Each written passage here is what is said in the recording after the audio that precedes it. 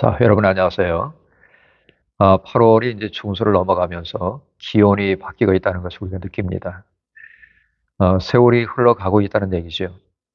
매일매일 반복되는 것 같은 삶이지만, 그러나 역사는 흐르고 있다는 것입니다. 요즘 읽고 있는 스가랴를 통해서도 우리가 기원전 한 500년대 글들을 읽지만, 그러나 2024년 요즘에도 똑같이 이런 일들이 반복되고 있는 것을 또 느끼고 있단 말입니다. 역사는 흘러갑니다. 역사는 또 반복된다는 말이 있습니다. 어느 것이 맞을까요? 둘 다 맞습니다. 역사는 앞으로 흘러가지만 이런 모든 역사 속에서 인간 세상 속에서 일어나는 일들은 다 일반이라는 것입니다. 전도서에서도 이미 이야기한 바 있습니다. 그러나 하나님의 모든 것은 반드시 이루어져야 만다는 것을 역사를 통해서 우리는 또 발견하게 됩니다. 결국 역사도 끝나는 때가 오게 될 것이고 시간이 시작되었다가 또 진행되었다가 또 마치는 때가 있다는 것을 우리는 잘 알고 있습니다. 이것이 복음이고요.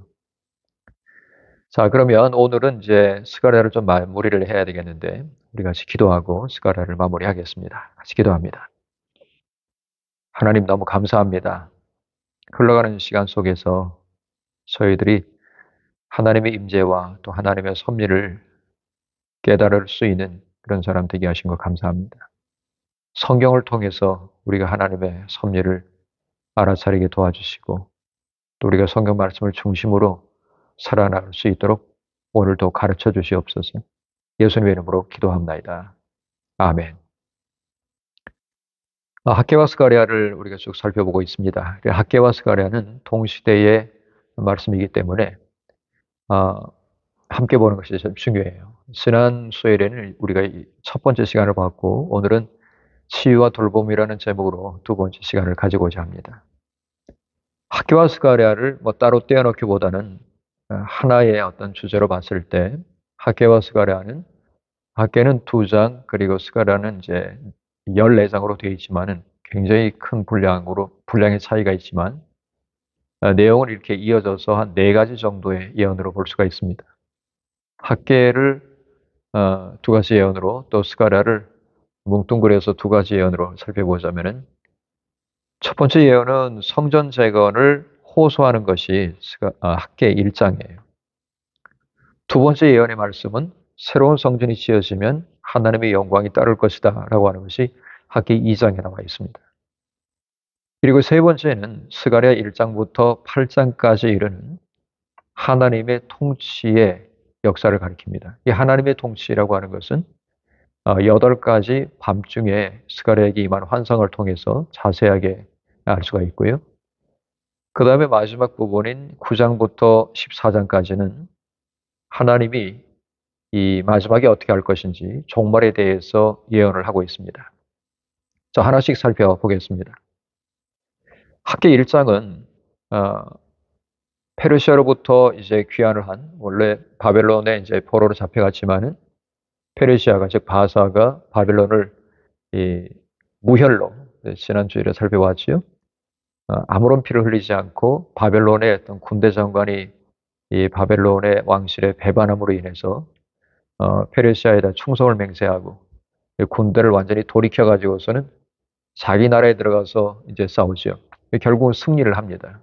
그리고서 이 고레스 2세가 고레스 왕이 이제 바벨론으로 입성을 하는데 백성들이 다들 바벨론 사람들이 환영을 했어요. 왜냐하면 지금까지는 자기 나라의 군주 때문에 고생을 했지만 바사의 국왕인 이 고레스는 굉장히 관대하고 그리고 자기들을 그 무너진 모든 것들을 더 보수해주고 그 다음에 군인들이 들어와서 약탈을 하지 않고 살인도 하지 않고 굉장히 존중을 해줬기 때문에 이런 국왕을 과거에 경험을 한 적이 없었습니다. 그래서 굉장히 좋아했고 환영을 했다고 합니다. 바로 그 고레스에 의해서 명령에 의해서 유다 백성들이 돌아왔지요.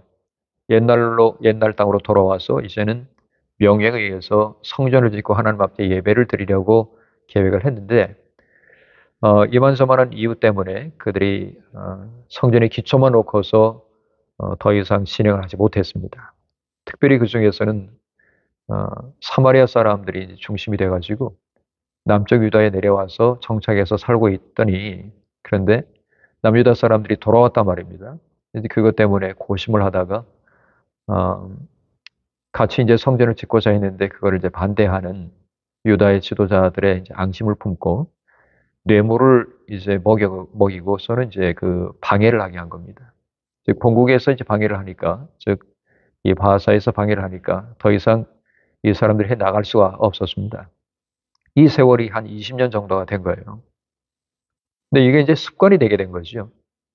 성전 기초 위에다가 이제 건물이 없어도 기초 위에다가 제물을 놓고서 제사 아닌 제사를 드리고 있던 이 사람들이 습성이 되어가지고 이 습성이 계속되게 되었고 굳이 뭐 귀찮게 이걸 그렇게 또 져야 되냐 이런 아주 나태한 생각 속에 빠지게 된 것입니다. 그 나태한 생각 속에 빠졌다는 그 분명한 증거를 우리가 알 수 있는 것이 학계 1장 4절이에요. 거기 보면은 너희들은 판벽한 집에 거주하면서 하나님의 집은 황폐하였다. 이렇게 이제 말씀을 하고 있습니다. 이 판벽한 집이라고 하는 것은 레바논에서 나는 이 삼나무, 아주 향기 좋은 삼나무를 가지고서 고급스러운 집을 자기들은 짓고 있었어요. 돈이 없어서 짓지 않은 건 아닙니다. 성전을. 짓고 있으면서도 그러나 하나님의 성전은 기초만 있고 아무것도 없고 다 회파되고 불탄 그대로 남아 있고 성전이었던 돌멩이들은 땅바닥에 이렇게 구르고 있는데 신경을 쓰질 않는 거죠. 이거 신앙생활의 우선순위가 잘못되었음을 의미하는 것입니다. 그렇지만 백성들은 이제 핑계를 대는 거지요. 경제적으로 배가 고프다, 사회적으로도 그렇다, 남들이 무슨 방해를 한다, 또 흉년이 있다, 뭐 여러 가지 이제 이유를 대면서 이건 아직까지도 성전을 지을 때가 아닙니다라고 말하고 있었어요. 그 때가 아니다. 근데 경제적인 풍요가 온 후에 하나님의 전을 지을 수 있지 않겠느냐라고 하는 태도를 예언자가 싫어하죠. 하나님의 그 말씀이 학개에게 임하고 또 동시에 스가랴에게도 임해서 이제 너희들이 하는 말은 옳지 않다라고 얘기하면서 이제 지도자 스룹바벨을 내가 강건하게 하고 대제사장 여호수아를 중심으로 이제 회개를 하라고 말씀합니다. 학개를 통해서 선포된 말씀에 백성들이 다 이제 감동이 되었어요. 학개 1장 14절입니다. 감동을 해서 회개를 하고 성전 재건을 이제 시작하게 됩니다. 이때가 바벨론으로부터 예루살렘에 돌아온 지 18년째 되던 해, 혹은 20년째 되던 해라고 이제 알고 있습니다. 주전 520년에 두 번째 부분이 나오는데 성전을 짓게 되면 어떤 영광스러운 일이 일어날 것인지를 학개 2장에서 말씀합니다. 주전 520년 10월 17일 장막절 마지막 날에 드디어 장막절은 초막절인데요. 이 초막절이라고 하는 것은 하나님이 이스라엘 백성들이 출애굽을 해서 광야에서 살아가는 모든 시간 동안 하나님이 함께 하셨다. 장막에서 거주하게 하셨고 이 모든 세월 동안 하나님이 함께 하셨다는 것을 추억하는 그런 절기입니다. 그러니까 우리가 이렇게 고생스럽게 살았지만 하나님이 우리와 함께 하셨다라는 것을 기억하기 위한 절기란 말이죠. 이때 이스라엘 백성들이 성전 개축을 시작했습니다. 물론 다시 지은 그곳은 솔로몬이 처음 지었을 때보다 굉장히 또 초라했지만 나무가 다시 지어서 초라했지만은 그 영광은 더욱더 클 것이라고 약속을 하셨습니다. 그것이 2장 9절입니다. 뿐만 아니라 이렇게 짓게 되면 애굽에서 선조들을 구원하실 때 하나님이 맺으셨던 언약이지요. 너희들은 내 백성이 되고 나는 너희들의 하나님이 된다. 그리고 나의 영이 예전에 그렇게 했던 것처럼 너희들과 계속해서 함께 할 것이다. 그 임재의 약속을 해주신 겁니다. 뿐만 아니라 수룹바벨을 통해서도 하나님이 복을 주실 것이라고 말씀을 하셨습니다. 이것이 학개 2장이라고 두 번째 예언이에요. 자, 그 다음에 스가랴를 보자면은 1장부터 8장에는 8가지 환상이 나옵니다. 이 환상은 하나님의 영이 스가랴에게 임해서 밤중에 8가지 환상을 보여주신 것을 쭉 이야기합니다. 첫 번째 나오는 이제 말을 탄 자들의 환상부터 시작해서 마지막에 이 네 병거에 대한 환상까지 8개가 쭉 이어지는데 그것을 좀 말씀드리자면은 말을 탄 사람들이 이제 나옵니다. 이 말을 탄 사람들이 나중에 또 이제 말을 탄 사람들이 나오는데 흑마가 나오고 또 백마가 나오고 또 건장하고 어rum진 말이 나오죠.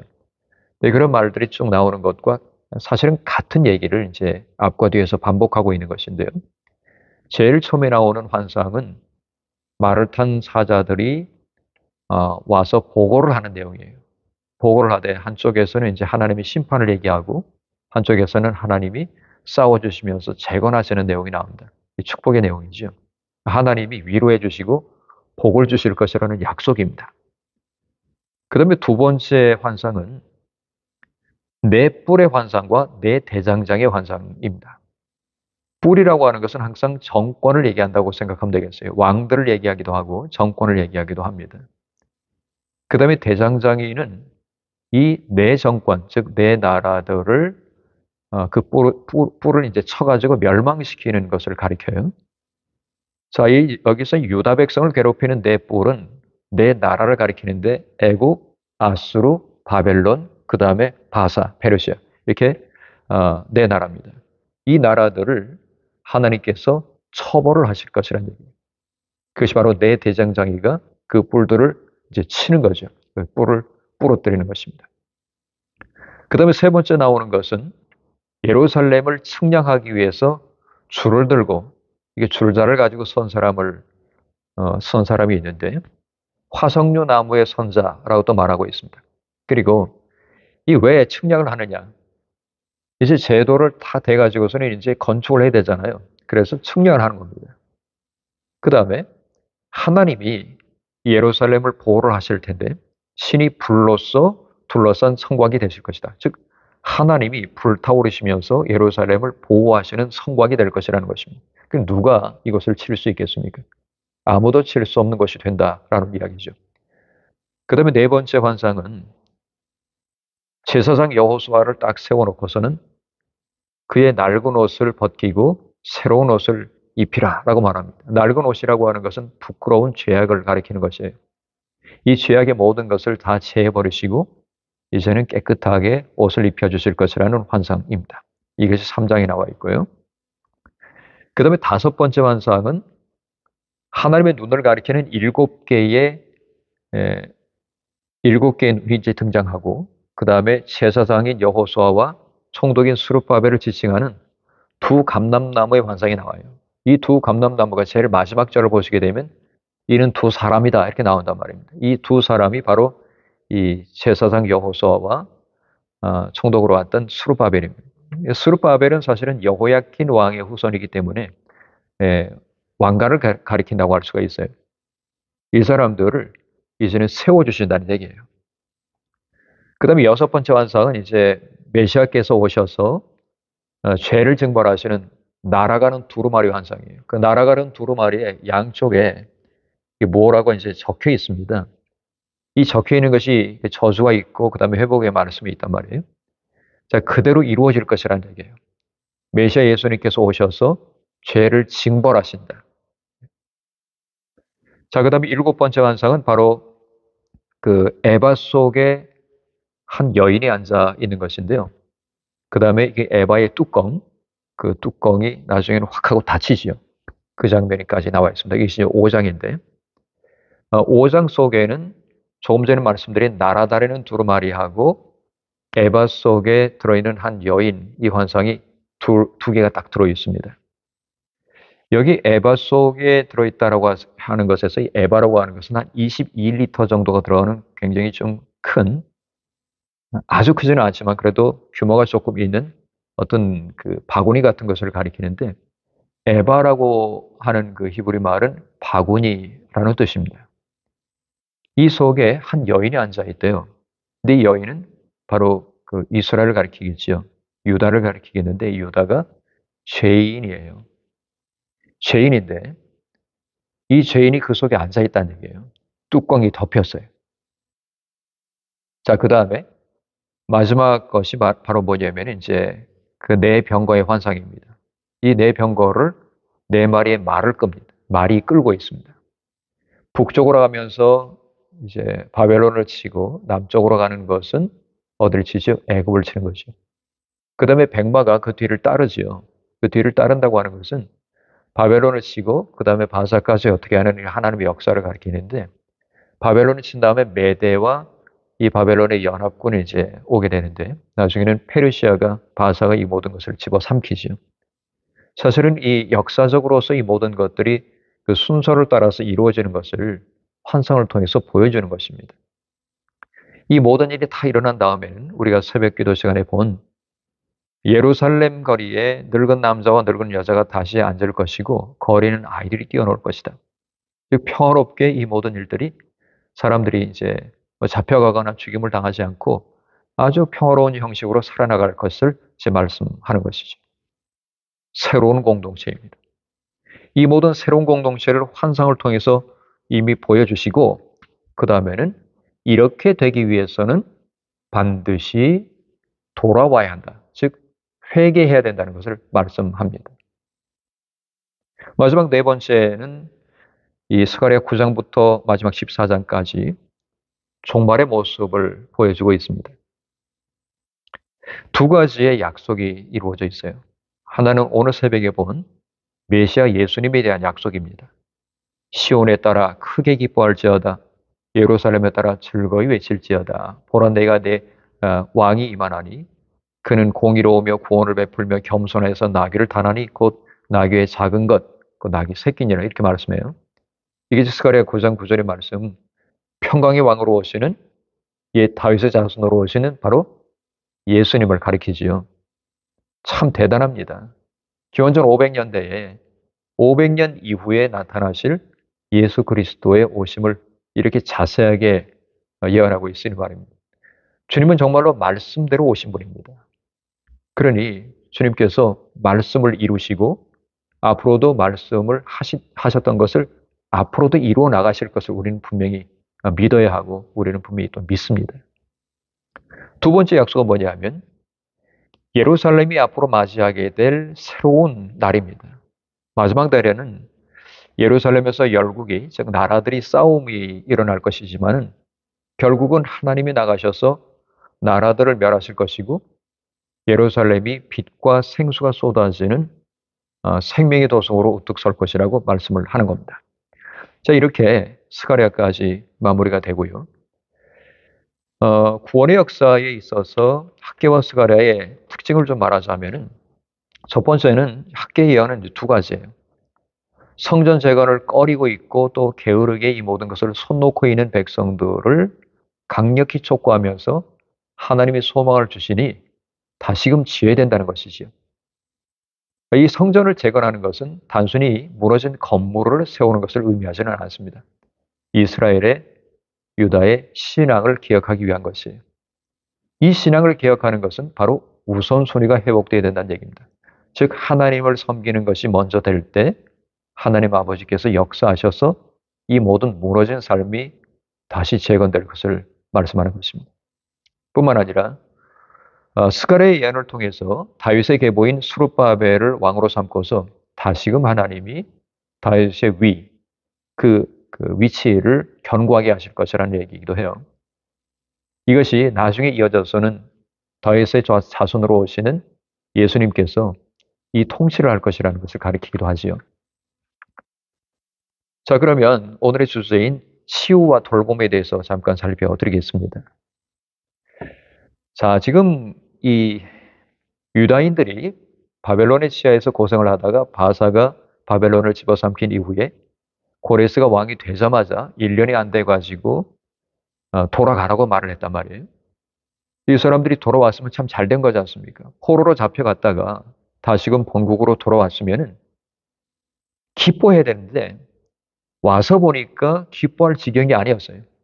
즉 모든 것은 회파되어 있었고 북쪽에 살고 있던 이 사마리아 사람들이 내려와 가지고 자기들의 그 있던 땅을 차지하고 청정해서 살고 있었고 뿐만 아니라 잡혀가지 않고 남아있던 소위 그 빈민들 이 사람들은 잡혀갔다가 돌아온 사람들을 사람 취급하지 않고 굉장히 싫어했고 그러니 이 모든 것이 너무너무 복잡했어요. 화목이 없었고 민족은 절망스러웠고 거기다가 기근까지 불어닥쳤습니다. 그러다 보니까 동족들 간에 갈등이 있었고 여전히 페르시아에게다가는 조공을 바쳐야 됐고 말을 들어야 됐고 또 기근까지 있어서 배고픈 이런 모든 일들 때문에 민족이 전체적으로 절망되었던 것이. 이때 성전을 개축한다고 하는 것은 하나님의 통치와 하나님이 우리의 중심이 되셔야 된다고 하는 희망의 메시지예요. 그래서 학교와 스가랴가 성전을 개축하는 그 촉구 뒤에는 치유를 해야 된다고 하는 목회적인 돌봄이 있었던 겁니다. 이 사람들에게는 치유가 필요했습니다. 하나님의 치유이지요. 그 어떤 것도 치유할 수 없습니다. 모든 것은 하나님이 치유를 해주시는데 결국은 같은 선상에서 외친 이사야도 사실은 이사야 60장과 61장을 가게 되면은 바로 이것을 얘기를 해요. 사실 이사야도 이때 사람이란 말이죠.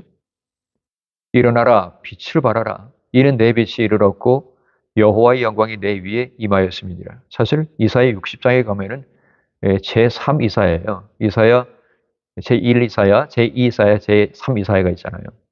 우리가 이사야를 배울 때 여러분 공부를 시켜드렸습니다.